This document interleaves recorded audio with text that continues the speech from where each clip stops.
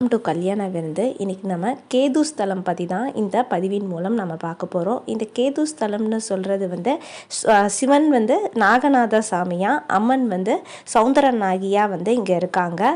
இந்த கேது ஸ்தலம்னு சொல்கிறது வந்து ஒருத்தவங்களுக்கு வந்து ஏதாச்சும் வந்து தடை ஏற்பட்டுச்சுன்னா அது வந்து கேதுவால் வந்து நம்ம இருக்கிறவங்க அதை வந்து நம்ம சரி பண்ணிக்க இந்த கோயில் வந்தோன்னா உடனே வந்து திருமணம் எல்லாமே வந்து ஃபாஸ்ட்டாக நடந்துடும், புத்திர பாக்கியம் எல்லாமே ஆயிரும். அதே மாதிரி 7ஆம் இடத்துல வந்து கேதுவோ இல்லை 8ஆம் இடத்துல வந்து கேதுவோ இருந்தாலும் அங்கே உங்களோட திருமணம் வந்து கொஞ்சம் வந்து தடை ஏற்படுத்தும். அவங்கெல்லாம் வந்து இந்த கோயிலுக்கு வந்தீங்கன்னா உடனே வந்து உங்களுக்கு வந்து ஃபாஸ்ட்டாக வந்து திருமணம் வந்து நடந்துடும். இங்கே வந்து பரிகாரம் வந்து நம்ம பண்ணோன்னா நிச்சயமாக வந்து நமக்கு நல்லது நடக்கும். இந்த பரிகாரம்னு சொல்கிறது வந்து நம்ம காசு இருந்தால் வந்து அந்த பரிகாரத்தில் வந்து கலந்து கொள்ளலாம், காசு இல்லாட்டியும் வந்து கலந்து கொள்ளலாம். ஒன்றும் இல்லை, சாமிக்கு வந்து கேது பகவானுக்கு வந்து பால் அபிஷேகம் வந்து பண்ணுவாங்க. இப்போ வந்து நீங்கள் 1000 rupees வந்து அந்த பரிகாரத்துக்கு வந்து சார்ஜ் பண்ணுறாங்க. ஆனால் வந்து நம்மகிட்ட அதில் வந்து நம்ம கலந்து கொண்டாலும் வந்து உட்காந்துக்கலாம். அதே மாதிரி நம்ம இல்லை என்னால் வந்து 1000லாம் வந்து பே பண்ண முடியாதனாலும் வந்து அதில் வந்து சும்மா வந்து நம்ம உட்கார்ந்தா அந்த பரிகாரம் அந்த அபிஷேகம் பார்த்தாலே வந்து அந்த தோஷம் வந்து நிவர்த்தி ஆயிரும்னு சொல்கிறது தான் இதோட ஸ்தலத்தோட சிறப்பு. பரிகாரம்னு சொல்கிறது வந்து 400 rupees இருக்குது, 1000 rupees இருக்குது, எல்லாமே இருக்குது. நம்மகிட்ட காசு இருந்துச்சுன்னா வந்து நம்மளை முன்னாடி உட்கார வைப்பாங்க, நிறைய கூட்டம்லாம் வந்து இருக்காது. இந்த பரிகாரம்னு சொல்கிறது வந்து அபிஷேகம் பார்க்குறது தான் வந்து பரிகாரமே. டெய்லி இந்த அபிஷேகம் நடக்கும். எந்த நேரத்தில் நடக்கும்னா டெய்லி அந்தந்த கிழமையோட ராகு காலத்துலேயும் யமகண்டத்துலேயும் வந்து நடக்கும். பொதுவாக வந்து கேது பகவானுக்கு யமகண்டம் நேரம் தான் வந்து ஒரு சிறப்பான நேரம்னு கூட வந்து சொல்லலாம். அதே மாதிரி வந்து உங்களுடைய நட்சத்திரம் அன்னைக்கு வந்து இந்த மாதிரி வந்து அபிஷேகம் பார்க்குறதோ இல்லை வந்து நீங்கள் இந்த மாதிரி பரிகாரம், அதாவது வந்து உங்கள்கிட்ட எவ்வளோ வசதி இருக்கோ அந்த மாதிரி வந்து பண்ணிக்கோங்க. அதே மாதிரி 7 அங்கே விளக்கு அவங்க விற்கிது, அகல் விளக்கு, அதை மட்டும் வந்து ஏற்றிட்டு வாங்க. 7 இது வந்து 40 ரூபா விற்கிறாங்க, அதை வந்து நாங்கள் ஏற்றிட்டு வந்தோம். அதே மாதிரி நீங்களும் வந்து ஏற்றிட்டு வாங்க. 7 முறை வந்து நாகநாத சாமியை வந்து வலம் வந்து கும்பிட்டுட்டு வாங்க. யமகண்டத்தில் நேரத்தில் அந்தந்த கிழமையில் டைமிங்ஸ் மாறும்ல, அந்த டைமில் வந்து நீங்கள் அபிஷேகம் பார்க்குறது ரொம்ப ரொம்ப நல்லது. அங்கே வந்து நீங்கள் பார்த்தாலே போதும் உங்களுக்கு ஃபாஸ்ட்டாக வந்து திருமணமோ இது குழந்தை பாக்கியமோ ஃபாஸ்ட்டாக வந்து கிடச்சிரும். நீங்கள் வந்து நினச்சிக்க வேண்டாம் நம்மகிட்ட பரிகாரம் வந்து பண்ண வந்து காசு இருந்தால் தான் வந்து நம்மளால் பண்ண முடியும்னு சொல்லிட்டு. இங்கே வந்து எல்லாராலையும் வந்து இந்த அபிஷேகம் வந்து பார்க்க முடியும்.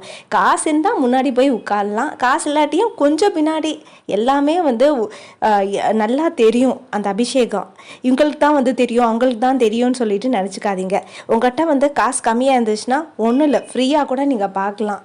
இது அந்த அபிஷேகம் பார்க்குறது தான் உங்களுடைய பரிகாரமே. அங்கே வந்து நாய்களுக்கு வந்து 2 பிஸ்கெட்டை வந்து வாங்கி கொடுங்க. ஏன்னா நாய், இந்த கருப்பு நாய், அங்கே இருக்க நாய் தான் கேது பகவானுடைய உணவு வந்து கொடுக்கறது. நாய்களுக்கு வந்து உணவு கொடுக்கறது ரொம்பவே நல்லது. இந்த மாதிரி இந்த அபிஷேகம் பார்த்துட்டு நீங்கள் இந்த மாதிரி வந்து இந்த நாய்களுக்கு வந்து பிஸ்கெட் இந்த மாதிரி கொடுத்தாலே போதும். இல்லைனா வந்து அங்கே வந்து இந்த காக்கெல்லாம் வருது, காக்கை குருவிலாம் சைடில் வருது, அது கூட நீங்கள் கொடுத்தா நல்லது. ஏன்னா அங்கே நாய் வந்து நிறைய இருந்துச்சு, கேது வந்து திருப்தி அடைவார். அதுக்காண்டி தான் நான் வந்து நாய்களுக்கு வந்து உணவு இந்த 2 பிஸ்கெட் பேக்கெட் வந்து கொண்டு போங்கன்னு சொல்லிட்டு வந்து நான் சொல்கிறேன். ஏன்னா அங்கே பிஸ்கெட் கடையெல்லாம் எதுவுமே இல்லை, அதுக்காண்டி நான் சொல்லிடுறேன். இப்போயே நாங்கள் வந்து ஃப்ரீயாக தான் வந்து அபிஷேகம் வந்து பார்த்துட்டு வந்தோம். அங்கே வந்து ஹோமம் கூட வந்து நடக்குது. உங்களுடைய குடும்பத்தோடு போய் நீங்கள் ஹோமத்தில் கூட வந்து நீங்கள் உங்கள்கிட்ட காசு வந்து இருந்துச்சுன்னா 3000 ரூபா அந்த ஹோமம். அந்த ஹோமத்தை வந்து நீங்கள் ஃபஸ்ட்டே வந்து எவ்வளோ என்ன ப்ரொசீஜர்னு வந்து நீங்கள் அந்த ஐயர்கிட்ட கேட்டு நீங்கள் அந்த ஹோமத்தை வந்து நீங்கள் பண்ணலாம். ரொம்பவே வந்து நல்லது. 3000 rupeesன்னு சொல்லிட்டு வந்து போட்டிருந்துச்சு அந்த போட்டில்.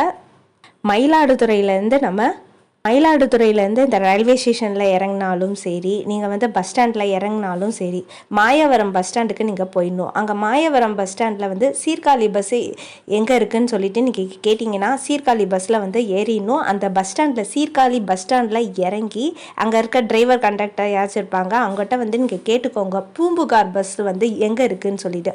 அந்த பூம்புகார்னு சொல்லிட்டு போட்டிருக்கோம். அந்த பூம்புகார் பஸ்ஸில் வந்து ஏறும்போது கீழ்பெரும் பள்ளத்தில் தான் வந்து இந்த கேது ஸ்தலம் வந்து இருக்குது. இந்த கேது ஸ்தலத்துக்கு நீங்கள் வந்து கீழ்பெரும் பள்ளம் வந்து போகுமான்னு சொல்லிட்டு கேட்டாங்கன்னா அவங்க வந்து இந்த பூம்புகார் பஸ்ஸில் வந்து ஏற சொல்லுவாங்க. அந்த பூம்புகார் பஸ்ஸில் இருந்து தர்மகுலம்னு சொல்லிட்டு வந்து ஒரு ஸ்டாப்பில் வந்து இறங்கணும். அங்கே அப்படி தான் வந்து இறங்க சொன்னாங்க எங்களை.